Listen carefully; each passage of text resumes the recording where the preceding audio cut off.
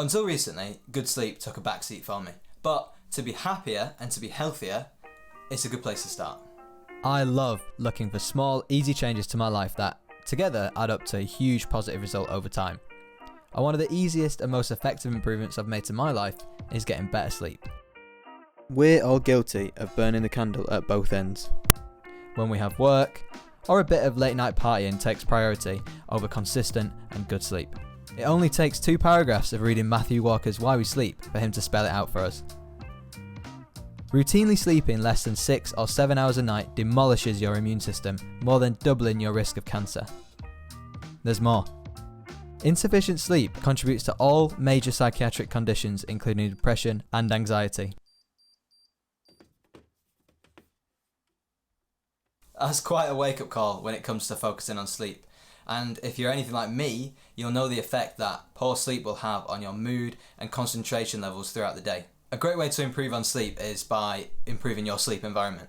If you get it right once, those initial efforts will have massive compound benefits over the long run. What we're aiming for here is to reduce the amount of interruptions to our sleep. The less interruptions, the better quality. So in this video, I'm going to give you 3 easy ways to improve your sleep environment and get you back on track to good quality sleep. The first place to start is room temperature. Most of us think that the main focus of room temperature before bed is not to be too cold, but in fact, it's not to be too hot. I was actually quite surprised when I first read this in Why We Sleep, because it's one of those things that I love. It's a simple, easy change that you can make to your life that you probably didn't know about before that has a massive benefit. And there is science behind this. To fall asleep, your body temperature needs to drop by about 1 degree Celsius or about 2 or 3 degrees Fahrenheit.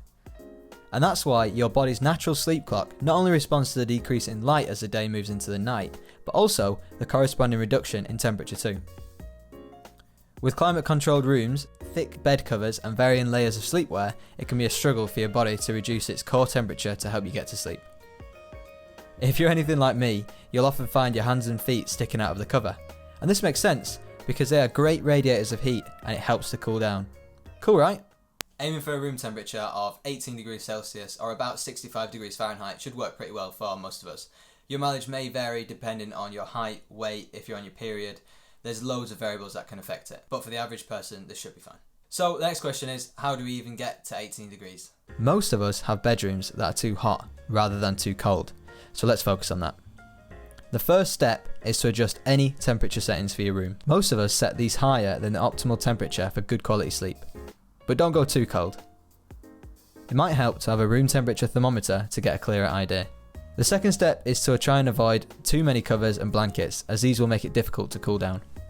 The third step is to think about using a fan or leaving a window open in order to bring down the temperature. And the final step is to consider taking a bath before bed.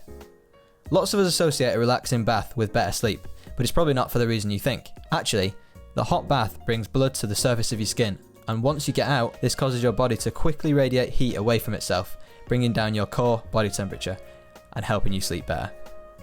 Making these changes to decrease your room temperature and let your body cool down before bed will have huge benefits in the long run. See what works best.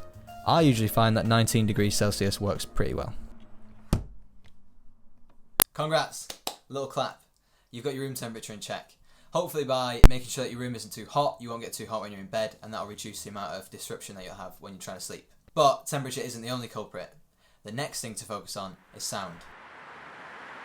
Living in big cities means we're constantly surrounded by noise.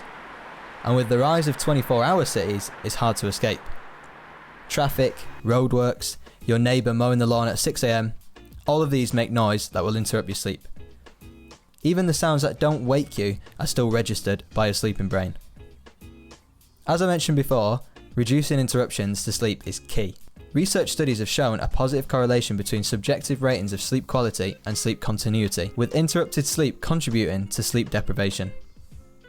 When it comes to reducing the number of interruptions from noises and from sounds outside, it's important to focus on controlling the controllable. So, where do we begin?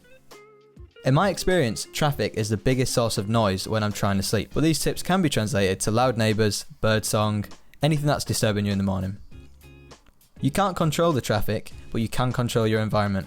Closing the window and having thick curtains can help reduce the noise level and muffle the sound. Try and position your bed as far away from the window as possible, and, if possible, don't sleep in the room that has the traffic noise in the first place. This is great advice for anyone who's looking for a new house. Sit in the bedroom that you'll be sleeping in and listen carefully for the noise. Next is to focus on the noise within your room. Switch off notifications on your phone at night by scheduling Do Not Disturb in the settings. Even vibrations are loud enough to wake you up, so make sure that they are kept switched off too. Get rid of overly loud ticking clocks, switch off appliances that make noise throughout the evening, and generally just look for a quieter room. Sometimes though, life will just get in the way. Traffic might be especially loud today, or your local postal workers decided that they're going to start the shift early. If you're still being woken up by stuff in the night, there are other options. Getting yourself a pair of earplugs can really help reduce sleep disruption. I have a pair of soft foam earplugs and I think they work really well. Slot them in.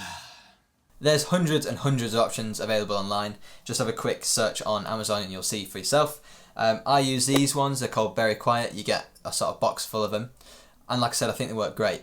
The main thing to focus on when picking earplugs is make sure that they're soft and flexible. It's worth saying that getting used to earplugs will take some time. It took me about a week or so, but it's really worth it. And then if earplugs aren't your thing, and they're not for everybody, I do get that, they certainly weren't for me for a long time, then your next best option is ambient noise, which can work really well. The constant stream of sound helps block out all of the extra noise and let you focus on getting a good night's sleep. I've tried this a few times and I've found that it works very well.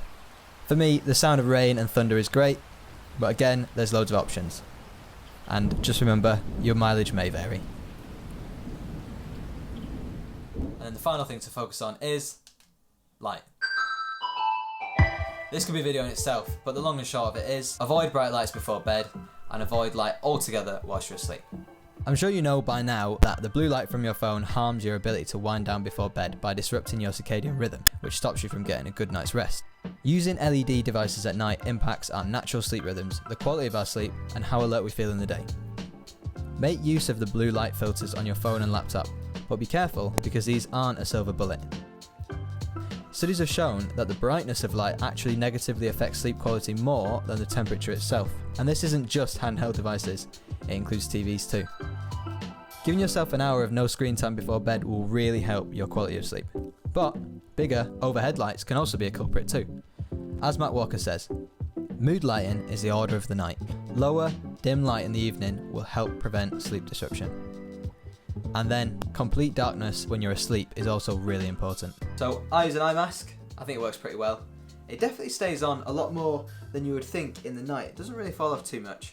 The only downside I think is that it might cause me to get a bit of acne every now and again. But that's an easy fix. Just have a couple on rotation and wash them every week or so. Then, if eye masks aren't your thing, the next best thing to focus on is blackout curtains. I know just as well as you do that sleep can sometimes take a bit of a backseat when you're trying to get stuff done. But what I found is that by making small changes to improve my sleep, it's had a massive effect on my sleep quality, which in turn affects my mood, concentration, and just overall happiness and health. These three areas of temperature, noise, and light are easily changed and made better. I really love looking for these small, easy changes that you can make to your life that have a massive effect over time, and improving sleep is definitely one of the main ones. So, give Matthew Walker's Why We Sleep a read. It's incredible, and it's also a little bit scary because it really does show you about the effects of poor sleep. Other than that, let me know if you've got any cool tips on how to sleep better, and I'll see you in the next one. Cheers.